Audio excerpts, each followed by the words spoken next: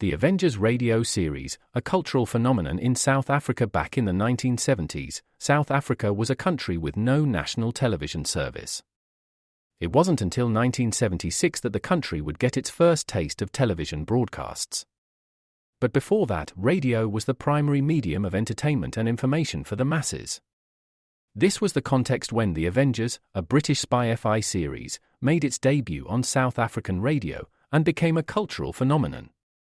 The Avengers was a British television series that originally aired from 1961 to 1969. The show revolved around the adventures of John Steed, a suave and sophisticated secret agent, and his various female associates. The series was a unique blend of traditional spy thriller elements with science fiction and fantasy, which set it apart from other shows of its time. While the series was hugely popular in the UK and had also made a significant impact in the American markets, being one of the rare British series given a network transmission slot, it was virtually unknown in South Africa. This was primarily due to the lack of a national television service in the country until 1976. However, as a film series, The Avengers was able to gain some exposure in South Africa through film rentals. But it was the launch of the radio series that truly brought The Avengers to the masses in South Africa. Come and listen at www.myclassicradio.net.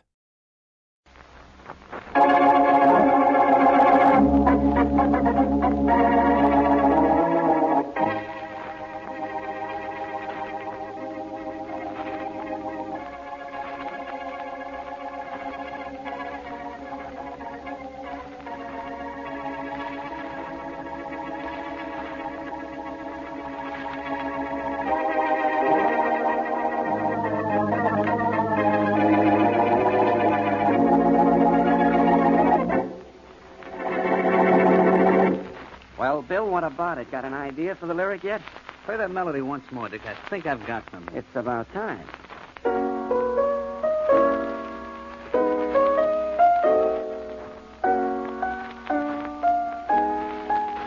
Okay, hold it. How's this? Love won't call again. I won't fall again till I meet another you. Hey, that's not bad. It never was bad. Well, that tune of yours sounds like 800 others. How do you expect me to get any kind of original idea for a lyric? Give me something to work with. Look, Bill, we've been fighting like this for months. We haven't written a hit tune in months. We've got to do something. You want to break up the team? I don't want to, but we both seem to be written out. Those last songs we did, well, if Joe Hendricks wasn't our friend as well as our music publisher, he'd have thrown them out in the alley. You put together an awful lot of bad lyrics for that group. So it's my fault. The lyrics were bad. It's because I couldn't save those tired tunes of yours. It's my fault. I'd have put you right in the nose. That would be a fine answer to our problem. Would at least give me some satisfaction. Dick, I'm warning you. I don't like violence. But I'm getting to a point where I'm going to forget how much I hate violence and remember only how much I dislike you.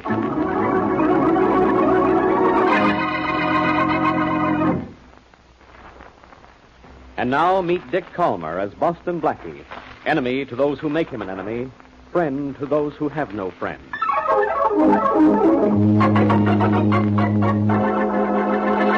Of course I know Joe Hendricks, Mary, but I won't know him long if I ask him to publish the song of your cousin. Oh, well, maybe it isn't so bad, Blackie. Mary, dear Mary, everybody in this country at some time or other has an idea he can write a song. This happens to be the time that the thought struck your cousin. It should have been a trolley car. Oh, Blackie. Oh. Okay. You just made a bargain. You laughed at my joke. I'll take your cousin's song to Joe Hendricks. Let me have it. I want to see how it goes so I know what I'm selling here. Here's the copy. And, darling, when you play it, use the other 9 fingers, huh? I'll do better than that. I've got a pretty bad baritone voice I've been holding back for years. Well, let's see how this epic goes. Good, huh? Let me croon beneath the moon in the merry month of June, while all the while you smile as you listen to my tune. Oh, my mother used to say I should never have taken piano lessons, and she was right. Mary, that song is awful. It didn't sound too bad, Blackie. Oh, you're just crazy about my voice. You say the nicest things about you. Is the song really terrible? Awful. And that's one of the reasons I'm taking it to Joe Hendricks right now. Wait a minute. The song is bad, and still you're going to take it to Mr. Hendricks, the music publisher? Certainly, I forgot to tell you. I don't like Hendricks.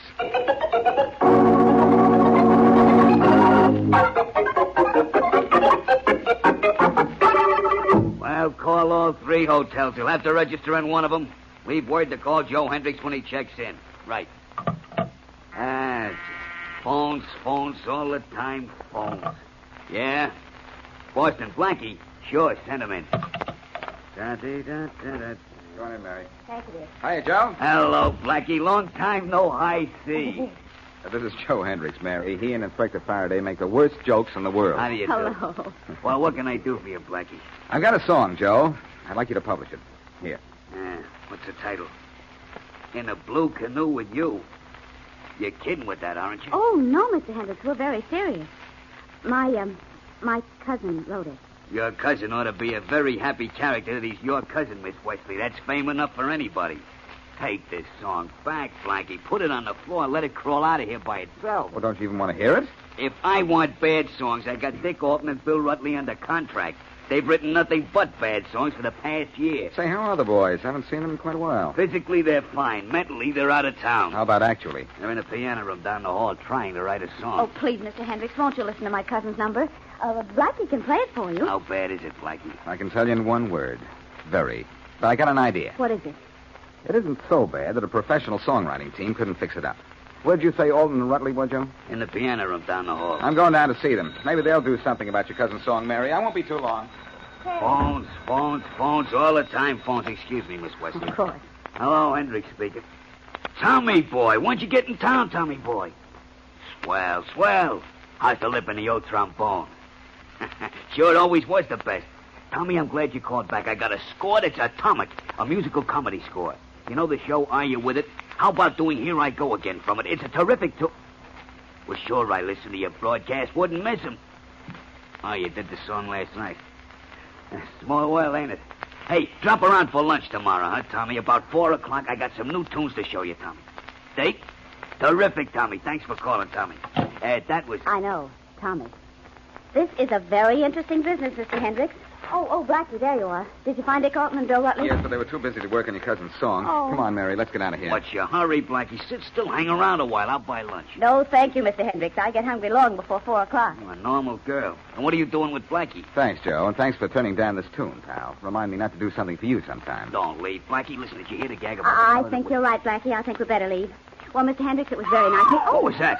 Sounded like a scream, and nothing sounds like a scream except a It scream. came from that direction. Come on, Mary, let's get out of here. All right, but I never knew you to run away from... Joe! It's Bill Rutley's wife. Honey, what's the matter? It's awful, Joe. It's awful. Come on, kid, snap out of it. What is it? Go to the other room. Go look for yourself. Come on, Blackie. There's only one other room, and that's the piano room where Dick and Bill were working. Let's go. Are you with us, Mary? Right here, Blackie. Yeah, this is the piano room. Okay, hold everything, kids. Oh. Holy mackerel. Stay back, Mary. Dick Alton. And he's been shot through the heart. I guess I better call the police. I guess you'd better. Inspector Faraday likes nothing better than a nice, clean murder he might possibly pin on me. Hey, Blackie, you were in here only a few minutes ago, and Alton was alive then. You said he didn't want to work on that song you brought me. That's right. Maybe you better stay here, Blackie. Maybe you couldn't talk Dick into helping you. Maybe you got tired of shooting off your mouth and switched to shooting off your gun.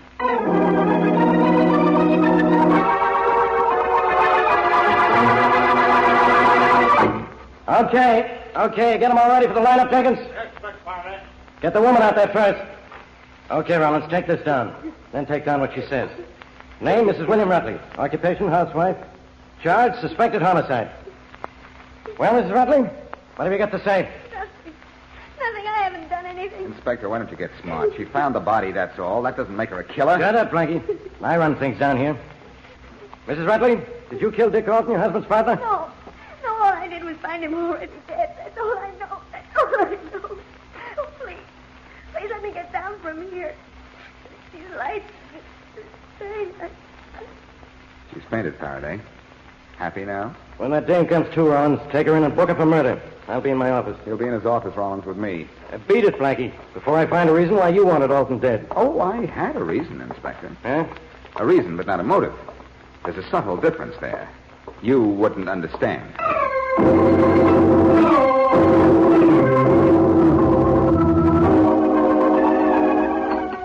Faraday's booked Mrs. Rutley for Dick Alton's murder, Mary. But he's too good a cop to stop there. Mm-hmm. He'll be out looking for Alton's partner, Mrs. Rutley's husband, right now. Only if we're lucky, we'll find him first. Well, Mr. Hendricks said he hangs out in this place. You see him? The bartender might be of some help. Hey, buddy. Yeah, what do you have? A little information for now. Do you know a fellow named Bill Rutley? Why, sure, he's holding that last booth. Back there. Thanks. Come on, Mary. Blackie, something's bothering me. Something in your shoe or something in your eye? Something on my mind. Was Dick Alton alive when you went into the piano room to get him to work on my cousin's Good song? question, Mary. Remind me to answer that sometime. Well, here's the last booth, and coincidentally, here's Bill Rutley. Hiya, Bill. Huh? Mind if I sit down? Oh, hello, Blackie. This is Mary Wesley, Bill. Hello. Hello. Say, you look low. Things aren't that tough. Aren't they? No. I think I found a way to get Faraday to release your wife. Oh, well, thanks, Blackie. I appreciate that. Only it doesn't get me out of the mess. You're in a mess, Mr. Rutley? That's right. Dick and I were fighting. Everybody knows that. I was just out for a walk when Dick was shot. I wouldn't worry, Bill. The fact that you and Dick were quarreling wouldn't hold as a motive for murder. No, but the insurance would. What insurance? Partnership insurance. See, when Dick and I were hot a couple of years ago, we took out partnership insurance. $100,000 worth. Ooh. The only business-like thing I ever did in my life. When that policy's uncovered, I'll be in a spot. You're in such a spot that the heat is beginning to affect me. Bill, tell me all you know about Dick. Well, he was single, legitimate. He didn't play around. But, Yeah? well, there was some talk a while ago about him and Hendrick's wife. Joe Hendrick's wife? Yeah. I didn't believe it, and Dick denied it. Oh, but that was 6 months ago. It couldn't mean anything. No? Maybe not, but it's worth taking a crack at. I've got to get down and get your wife out of jail. But you've got nothing to worry about if you didn't kill your partner. And remember, I said, if you didn't kill him.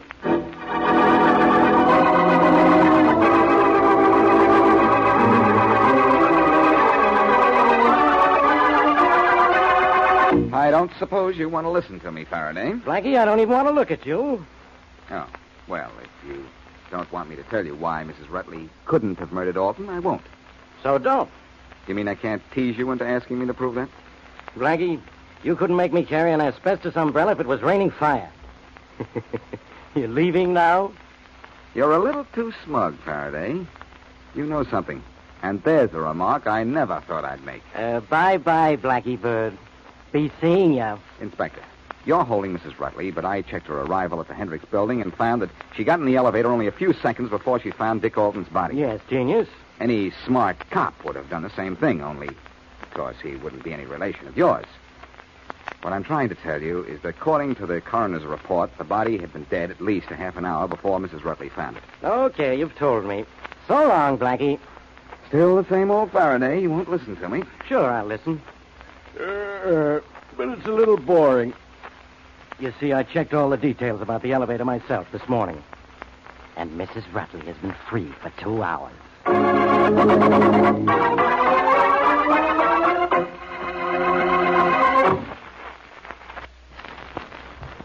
And now back to Boston Blackie.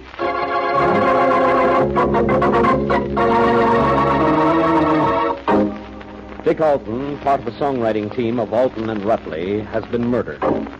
The body was discovered by Mrs. Rutley, who promptly was booked for murder by Inspector Faraday, but later released when it was proven that she came into the building only seconds before she found the body, and that the body had been dead almost a half hour at that time.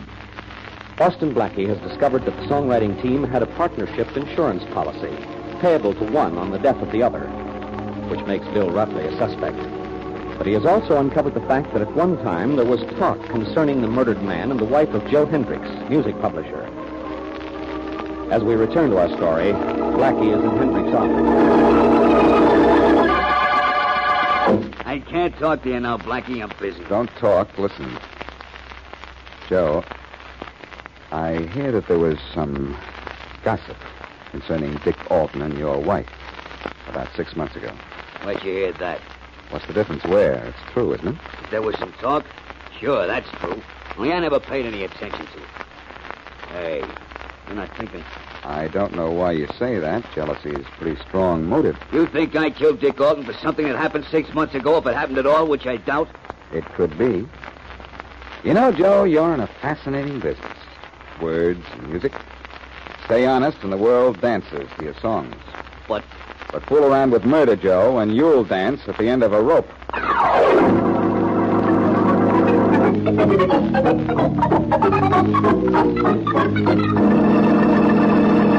Please connect me with Mr. Lambert. This is Inspector Faraday again. Blackie, you'll get into trouble. Shh, Mary. Lambert speaking. How are you, Inspector? Fine, thank you. How are things at the bank? Anybody cash in there lately? Ouch. Things are fine here, Inspector. I have the information you wanted on the bank accounts of Dick Alton and Bill Rutley. Just a second. I'll wait. We're getting somewhere, Mary. You're going somewhere. The jail if Faraday ever finds out you're using his name. So we'll brag about it, that's all we'll do. Hello, Inspector Faraday. I'm still here. Richard Alton's account has remained around $30,000 for several years. William and Mary Rutley have a joint account. It was very large at one time, but there's just a few thousand left now. Checks have been drawn against it every few days for the past month. Who signed the checks, and to whom were they made out? Sorry, I don't have that information at the moment. If you'd care to drop down to the bank, I'd be glad to get the checks we have on hand. I'll do that, and thanks very much. Goodbye. The net result of that call was to find out that Dick Alton had $30,000, that Mrs. Rutley had the same first name as yours, Mary, that she and her husband had a joint account, and that it's shrunken considerably in the past month. Put that all together and it spells... Murder? I doubt it. Come in. Expecting anyone? Not that I know of. Good evening, Blackie. Well, Mrs. Rutley, please come in. I didn't mean to intrude, Blackie. I just came by to thank you for your help. Well, you're not intruding at all, Mrs. Rutley. Glad you dropped in. This is Mary Wesley. How do you do? Hello. Well, sit down, won't you? Thank you. Cigarette? Yes, thanks.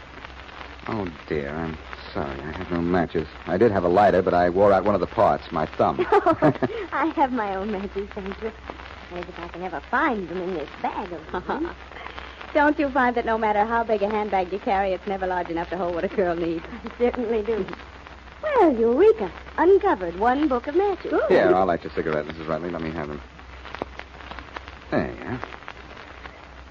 Thank you. Blackie, are the police close to finding Dick's murderer?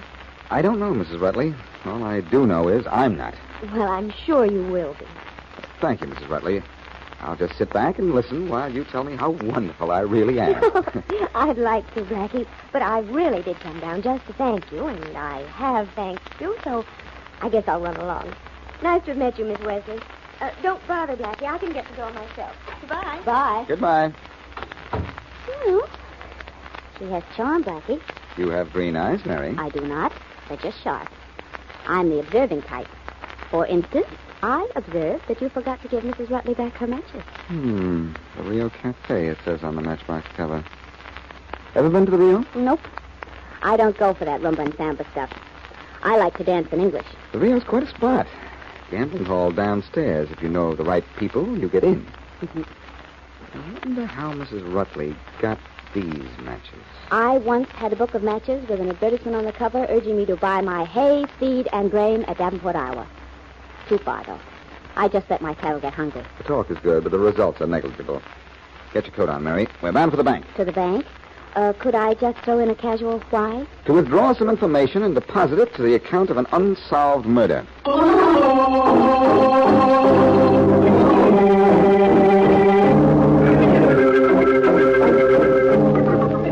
Here are the checks, Inspector Faraday, just as you asked for.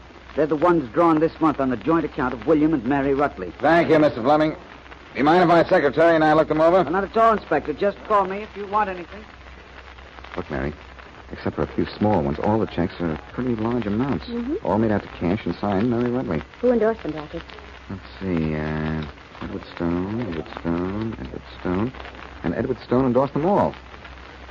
Well, they don't mean anything till we find out who Edward Stone is. We can always try the phone book. Yes, we can. Right after. Right after what? Right after we try the Rio Club.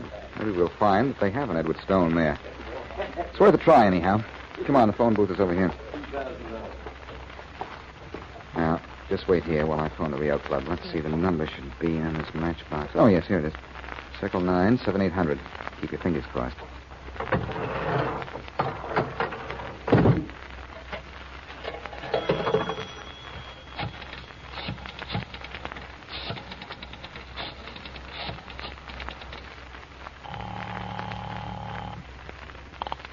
Good afternoon, Rio Club. Eddie Stone, please. Mr. Stone, just a moment. Go ahead, please. Hello, Stone? Yes, Stone speaking. This is Mr. Fleming at the 12th National Bank. You endorsed several checks made out by Mrs. Mary Rutley. Sure. What's the matter, they bounce? No, they're good. I just wanted to verify your signature. It's mine, all right. I don't write so good. I'm just learning.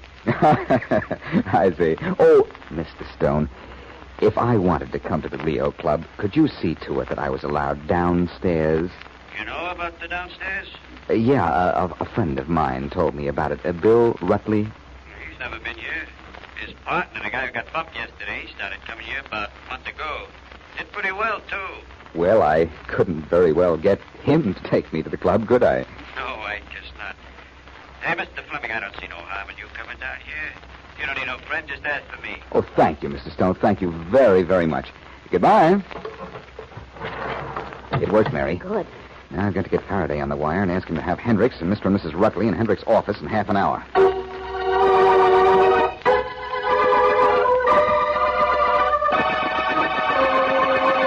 All right, Blackie.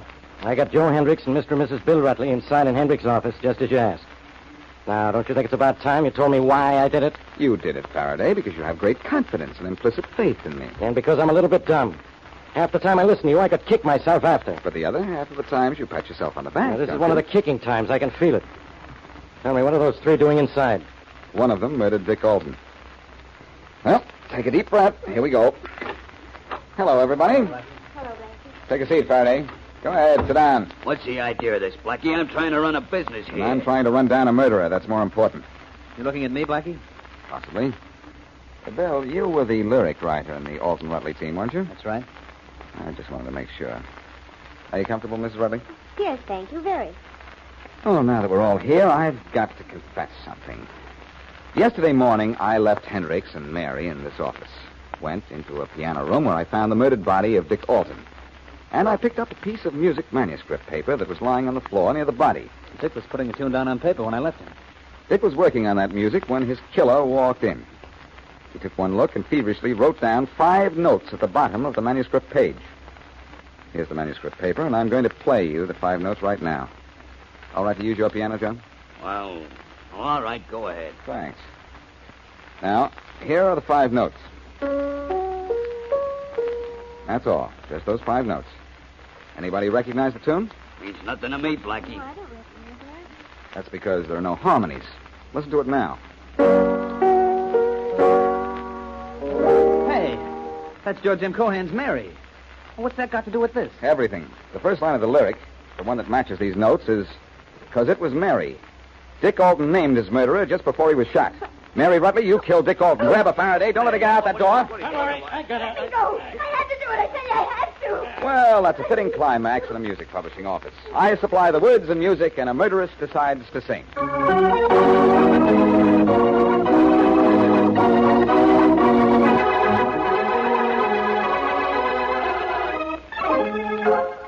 What don't you understand, Faraday, is if that were news. Why Mrs. Rutley killed her husband's partner? Anybody knows the answer to that, Inspector. Sure. Anybody but me. Do you know Miss Wesley? Mm-hmm. I think so. Dick Alton had seen Mrs. Rutley gambling at the Rio Club. He threatened to tell her husband if she didn't stop. But she couldn't stop. She had to try to win enough money to put back in the joint account that she'd been draining. Touchdown for Mary Wesley. Thank you, sir. So Mrs. Rutley killed Alton because she knew he would expose her. What about her coming into the building in the elevator, Blackie? You checked the time.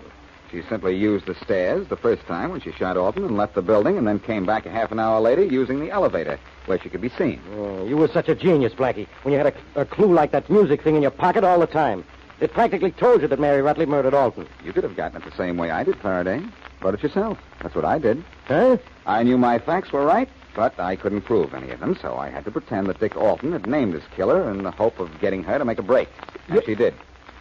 Well, aren't you going to congratulate me? What for? You getting married? No, on solving this case for you, Faraday. You solved it for me. You solved it for yourself, so you could ride all over me next time. You know, Blackie, I've got half a mind. Hold it right there, Inspector. Right where? Right where you were. You said, I've got half a mind. And you know something, Inspector? That's the first time you've been right in years.